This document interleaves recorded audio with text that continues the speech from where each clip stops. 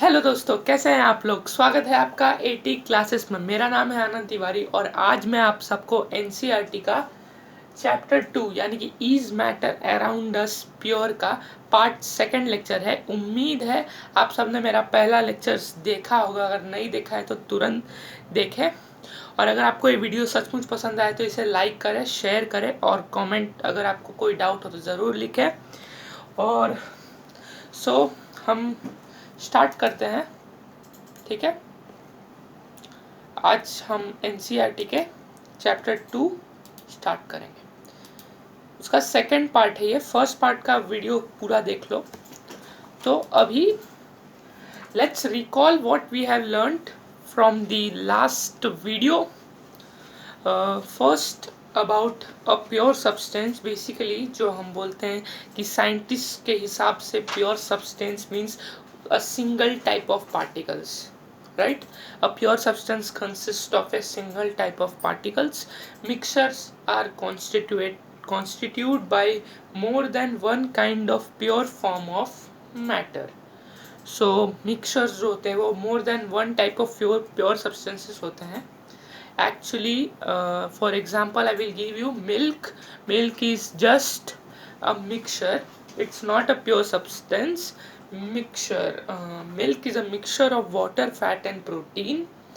Now uniform composition of milk uniform composition occurs when only one spatula or one spoon of CuSO4 is mixed in 50 ml of water in first beaker, and second beaker two spatula means the like we study in physics that 4 meter per second, that's the velocity. So a vehicle will be moving only 4 meter per second, so its acceleration or the velocity is uniform. So here also composition of CuSO4 means copper sulfate is uniform composition. So such mixtures are called homogeneous mixtures or solutions. Now C and D जैसे हम last NCERT में पढ़ा थे activity के बारे में, उनमें दिया गया है कि group C and D have obtained mixtures which contain physically distinct have non uniform compositions. Means उनकी जो कंपोजिशन होती है, अब उन्हें दिया गया था पोटेशियम परमैंगनेट, सॉल्ट और शुगर और थोड़ा कॉपर सल्फेट। सो उन्होंने अनइवनली डिस्ट्रीब्यूट करके उसे कॉम्पोजिट किया। So this will be not uniform composition, so we call it as non-uniform compositions. So such mixtures are called as heterogeneous mixtures. So now what this heterogeneous and homogeneous we have taught in last class, we can see the video. Now we shall learn about the solution, suspension and colloidal solution. So now let's move. What is a solution? Now solution, अब solution क्या होता है बच्चों? solution homogeneous mixture को solution बोलते हैं। नहीं, एक तरह से आप बोल सकते हो कि solution is a homogeneous mixture of two or more substance. solution जो होता है वो two or more pure substance या homogeneous mixture से बना होता है, right? So solution में हम first point लिख सकते हैं, it's a homogeneous mixture of two or more substance, right?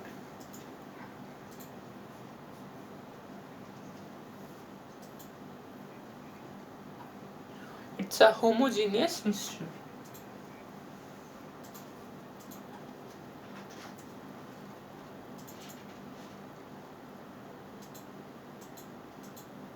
Mixture of two or more substance.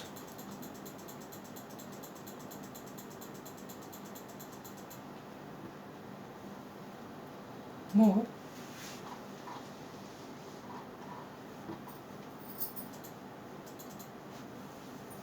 substance, right? The first point I had written, the homogeneous solutions are the homogeneous mixture of two or more substances. Now we come across various types of solutions in our everyday life.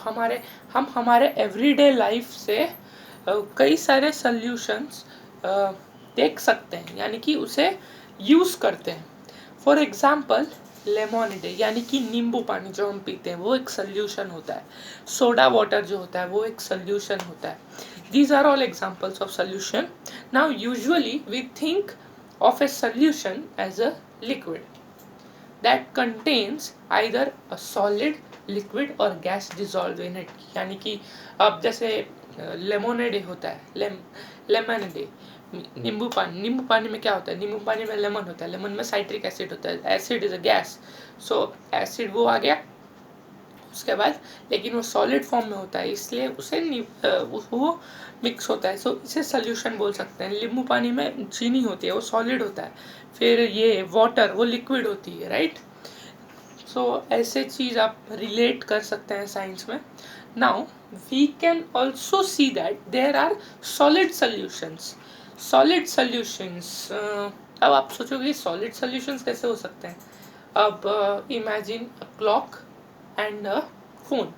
अब clock और phone को तो मिला नहीं सकते, right, but the things which are made up, the clock and phone, they are made up of metals, right, and metals, or we can also have solid solutions which are called as alloys, right. Alloys होते हैं जो metals, दो metals की जो solutions होते हैं, जो दो मेटल्स को मिला के बनाते हैं उसे हम एलॉयज बोलते हैं बच्चों।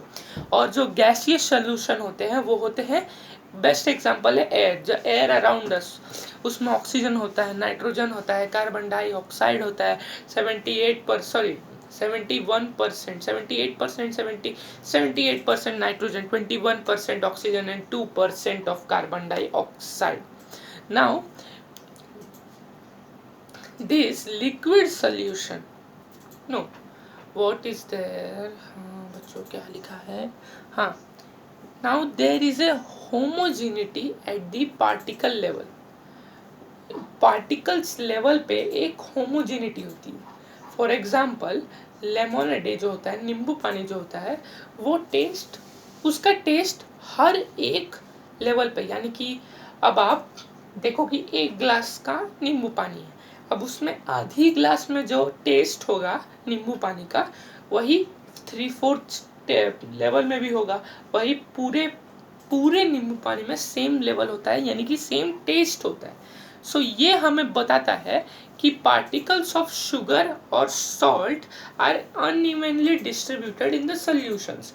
अब हम नींबू पानी में नमक डालें या शुगर डालें, वो दोनों मिक्सअप अनइवनली होती है नींबू पानी से। तो आप ऐसा अंदाज़ा लगा सकते हैं कि पार्टिकल्स कितने अनइवनली डिस्ट्रीब्यूट होते हैं कि हमें पूरे नींबू पानी का स्वाद एक जैसा लगता है, राइट। अब हम सॉलिड सॉल्यूशंस के बारे में तो देख चुके हैं। अब सॉलिड सॉल्यूशंस क्या होती है, एलॉयज के बारे में बताता हूँ आप लोगों को बच्चों। Alloys are the mixtures of 2 or more metals, or and a non-metal cannot be हाँ, alloys are mixtures of 2 or more metals, दो मेटल्स के मिश्रण होते हैं, यानी कि मिक्सअप, जो दो मेटल्स को पिघला के उन्हें मिक्स किया जाता है वो एलॉय बनते हैं, राइट। अब जैसे कि स्टेनलेस स्टील होता है, निकल, आयरन, क्रोमियम, ये 3 मेटल, और भी मेटल होते हैं। ब्रास होता है, ब्रास में क्या, जिंक होता है, कॉपर होता है, राइट। ऐसे बहुत सारे मेटल्स हैं। अब metal and a non-metal cannot be separated into their components by physical method, right? A metal and a non-metal cannot be separated into their components by physical method, यानी कि जो मेटल और non metal होते हैं अलग अलग होते हैं। एक मेटल होता है पीरियोडिक टेबल, आपने देखा होगा, पीरियोडिक टेबल देखने में बहुत सुंदर लगता है। उसमें जो डी ब्लॉक होता है, ये आप शायद अभी बाद में पढ़ोगे, D block, S block, P block, F block. तो डी ब्लॉक के जो एलिमेंट्स होते हैं वो मेटल्स होते हैं, और जो P block, S D P, हाँ, जो पी ब्लॉक के होते हैं वो नॉन मेटल्स होते हैं। So but still alloy is considered as a mixture because it shows the property and that its constituents can have variable compositions. Alloy को एक सॉलिड सॉल्यूशंस एलॉय कंसिडरेशन में आते हैं क्योंकि इनके जो कॉन्स्टिट्यूएंट होते हैं वो वेरिएबली कंपोजिट होते हैं. फॉर एग्जाम्पल मैंने अभी बताया आपको ब्रास दिया हुआ है एनसीईआरटी में कि 30% ऑफ जिंक होता है, 70% ऑफ कॉपर होता है. मैंने आपको खुद से भी बोला स्टेनलेस स्टील में क्रोमियम होता है, निकल होता है, आयरन होता है. सो वैसे ही बहुत सारे एलॉयज हैं. अब सॉल्यूशंस में ही एक पार्ट है जिसे बोलते हैं, देखो अब हम नींबू पानी बना रहे हैं, राइट, लेमनेड बना रहे हैं. अब नींबू पानी में क्या क्या होते हैं? नींबू पानी में होता है वाटर, लेमन, शुगर और सॉल्ट, 4 आइटम्स. बट इनका मिक्सचर्स जब मिक्स करते हैं तब कंपोनेंट एक सॉल्यूशन होता है. तो सॉल्यूशन दो चीज़ों को सॉल्यूशन में दो चीज़ों को मिला के सॉल्यूशन बनता है. उन दो चीज़ों का नाम है solute and solvent.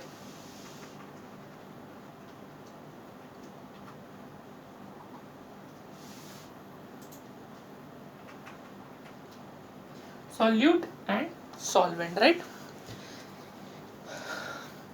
A solution has a solvent and a solute as its components. Solvent, solute, solution में होते हैं solute and solvent, right? The component of this solution, एक solution में जो component यानी कि जो चीज डिसॉल्व होती है अदर कंपोनेंट यानी कि दूसरी चीज में, और जो मैं आपको सरल अक्षरों या सरल शब्दों में बताता हूँ कि एक सॉल्यूशन में दो तरह की चीज होती है, एक सॉल्यूट और एक सॉल्वेंट.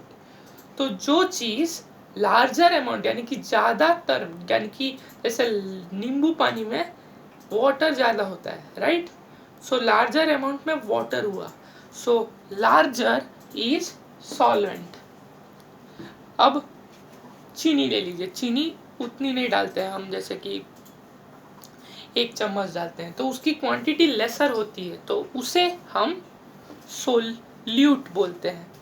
अब मैं आपको एक ट्रिक बता दूं कैसे आप याद रख सकते हैं कि सॉल्वेंट लार्जर अमाउंट में प्रेजेंट होने वाली जो कंपोनेंट होती है वो होती है, और सोल्यूट लेसर क्वांटिटी में रहने वाली जो कंपोनेंट होती है. सो अब आप देख लो, ठीक है, मैं एक बात बता देता हूँ. हमेशा सॉल्यूशन की स्पेलिंग है SOLUTION. सोल्यूट की स्पेलिंग है SOLUTE. अब इसमें लेटर्स कितने हैं? अल्फाबेटिकल लेटर्स 1 2 3 4 5 6, इसमें 6 है. सोल्यूट लेस हुआ. सॉल्वेंट में कितने हैं अल्फाबेटिकल लेटर्स? 1 2 3 4 5 6 7. सो इस आइडिया से आप ये जान सकते हो, अगर हमेशा कभी भी कंफ्यूजन हुआ कि भाई सॉल्वेंट सोल्यूट क्या था, याद तो है कि कंपोनेंट में पड़ता है, लेकिन सॉल्वेंट क्या है, सोल्यूट क्या है. अल्फाबेटिकल लेटर्स पे जाओ. सोल्यूट 6 अल्फाबेटिकल लेटर्स का है, सॉल्वेंट 7 का है. डायरेक्टली क्रैक करेगा कि सॉल्यूट जो है, जो लेसर क्वांटिटी में प्रेजेंट करने वाली जो कंपोनेंट सॉल्यूशन में होती है उसे बोलते हैं, और सॉल्वेंट जो है जो लार्जर अमाउंट में प्रेजेंट होती है सॉल्यूशन में, उस कंपोनेंट को बोलते हैं. Now we will continue to properties of a solution. So solutions की क्या क्या प्रॉपर्टीज होती है?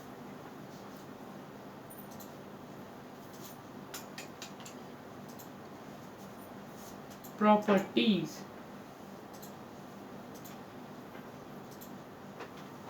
Now let's let's move on to properties. What are properties of a solution? A solution is a homogeneous mixture, यानी कि जो मैंने बोला था जो यूनिफॉर्म कॉम्पोजिशन होती है उन सब्सटेंसेस को हम होमोजीनियस मिक्सचर बोलते हैं।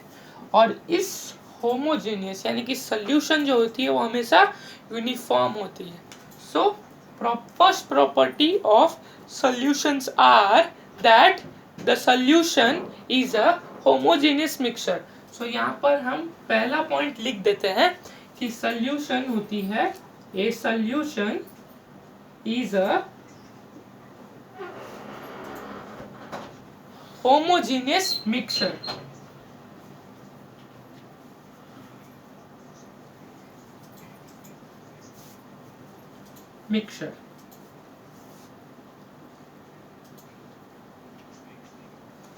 Is a homogeneous mixture.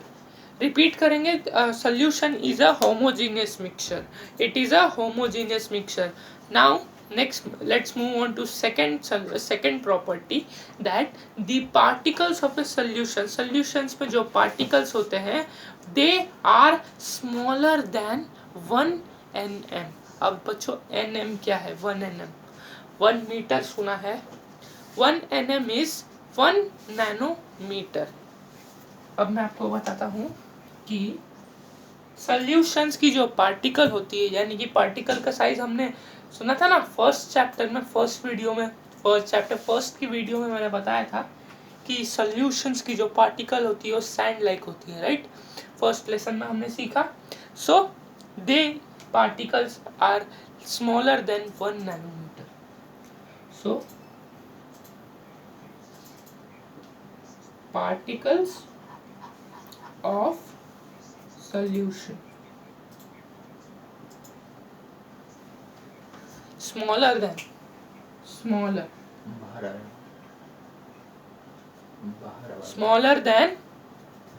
1 nanometre, 1 nm, nm को हम नैनोमीटर बोलते हैं, राइट?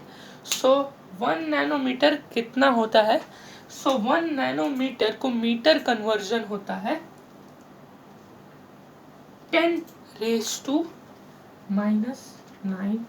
मीटर। सोचो कितनी। और ये भी दिया है कि ये जो 1 नैनोमीटर है ना, ये उनकी डायामीटर होती है। This is diameter. So they are not seen by our naked eyes. So because of every small particle size, very है, इतने छोटे पार्टिकल साइज से ये जो अगर हम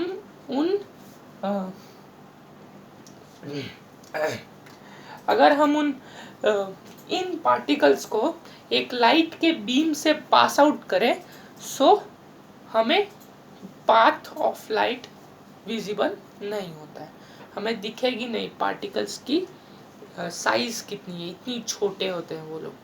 now this solute particles can not be separated from the mixture. अब ये है डिसॉल्यूट पार्टिकल्स जो लेसर क्वांटिटी में होते हैं। अगर नींबू पानी में हमने चीनी डाला है तो चीनी जो है वो मिक्सचर से कभी भी सेपरेट नहीं किए जा सकते हैं। ये प्रोसेस कभी कभार dissolute particles can not be separated from the mixture by the process of the filtration. हाँ, अब चीनी है, नींबू पानी में मिला दिया, नमक मिला दिया, दिखेगा ही नहीं कितना उसका जो पार्टिकल्स डिवाइड होते जा रहे हैं। हमने फर्स्ट लेसन में पोटेशियम पर मैंगनेट पे और इंक पे जो एक्टिविटी किया था उसके ऊपर है। देखो बच्चों सब जगह ना रिलेटेड होते जा रही है बात, राइट? अब इधर ये जो अभी बोला मैंने, the solute particles can not be separated from the mixture by the process of filtration. Now हाँ कहाँ था मैं, the solute particles can not be separated from the mixture by the process of filtration. अब filtration से नहीं हो सकती, sorry मैं बढ़ा रहा हूँ। हाँ तो एक चीज़ बता दे रहा हूँ आप लोग को कि जो सॉल्यूट पार्टिकल्स होती है जो लेसर क्वांटिटी में होती हैं, वो अब नींबू पानी में आपने चीनी मिलाया या नमक मिलाया, सो उसे फिल्टर एंड प्रोसेस से, यानी कि फिल्टर पेपर से अगर आप फिल्टर करना चाहो, सो वो पार्ट वाटर के मॉलिक्यूल्स में इतनी डिवाइड हो जाती हैं कि वो फिर से फिल्ट्रेशन पे मीन्स वो फिर से हमें नहीं मिल सकती। उसके लिए आपको हीटिंग का भी कोई कुछ ये नहीं हो सकता। So next is the solute particles do not settle down when left undisturbed. जो सॉल्यूट पार्टिकल्स होती है वो सेटल नहीं होती है, when they are left undisturbed, that is a solution is stable.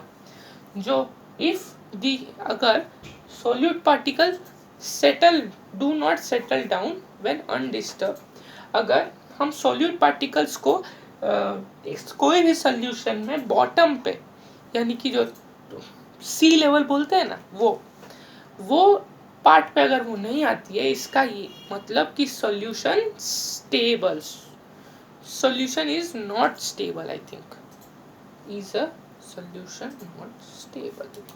Now concentration of solution, बच्चों 5 second का break लेते हैं, उसके बाद concentration